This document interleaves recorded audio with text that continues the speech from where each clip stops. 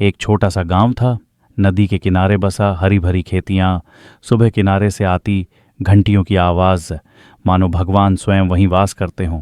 गांव के बीचों बीच एक पुराना सा शिव मंदिर था।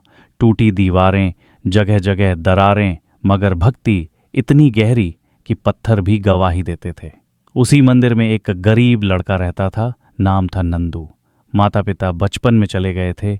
गांव वाले दया करके खाना दे देते, पर उसकी दौलत सिर्फ एक थी, भगवान भोलेनाथ में अटूट श्रद्धा। हर सुबह सूरज निकलने से पहले नंदू नदी में नहाकर मंदिर जाता, अपने नन्हे हाथों से झाड़ू लगाता, फूल चुनकर लाता और पूजा करता। उसके पास तो चढ़ाने को दूध तक नहीं था, कुछ दिनों में सिर्फ जल और बेल पत्ता ही प्रस्तुत कर पाता, पर हर बार एक ही बात कहता, भोलेनाथ, मेरे पास देने को कुछ नहीं, पर दिल है, वो भी आपका ही है। मंदिर में एक घंटा था, पुराना, कांस्य का बना, पर उसकी ध्वनि इतनी मधुर थी कि जैसे आकाश खुल जाता। नंदू रोज पूजा के बाद घंटा बजाता और दूर दूर तक उसकी गूंज फैलती। गांव वाले कहते, जब नंदू का घंटा बजता है लगता है भगवान खुद सुन रहे हैं। लेकिन एक रात गांव पर विपत्ति छा गई। अचानक भयंकर तूफान आया, बिजलियां कड़कने लगीं, हवा में प्रलय जैसा शोर। लोग भागकर अपने घरों में छिप गए। पूरे गांव में किसी मंदिर जाने की हिम्मत न रही। नंदू उस रात अकेला मंदिर पहुंचा, बरसते पानी में भीगा शरीर, लेकिन भीतर भक्ति की लौ स्थिर। टूटी छत से पानी गिर रहा था, पर वह शिवलिंग के सामने हाथ जोड़ खड़ा रहा।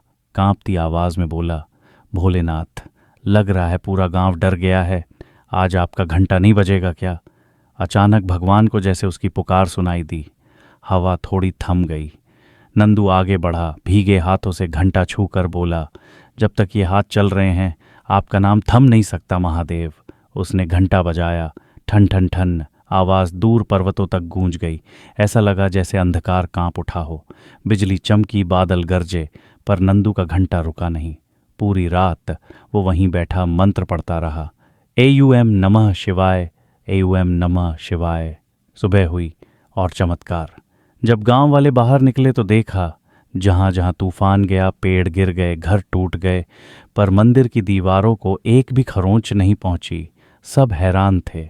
मुखिया ने कहा, यह मंदिर कैसे बचा रह गया? तभी पुजारी ने बताया, तूफान में सिर्फ एक बच्चा भगवान के द्वार पर बैठा रहा। उसकी भक्ति ने मंदिर की रक्षा की। सबकी नजरें नंदू पर गईं। पतला भीगा हुआ शरीर, पर चेहरे पर दिव्य प्रकाश, आंखों में बस शिव का नाम। लोग भावुक होकर उसके पैरों में गिर पड़े।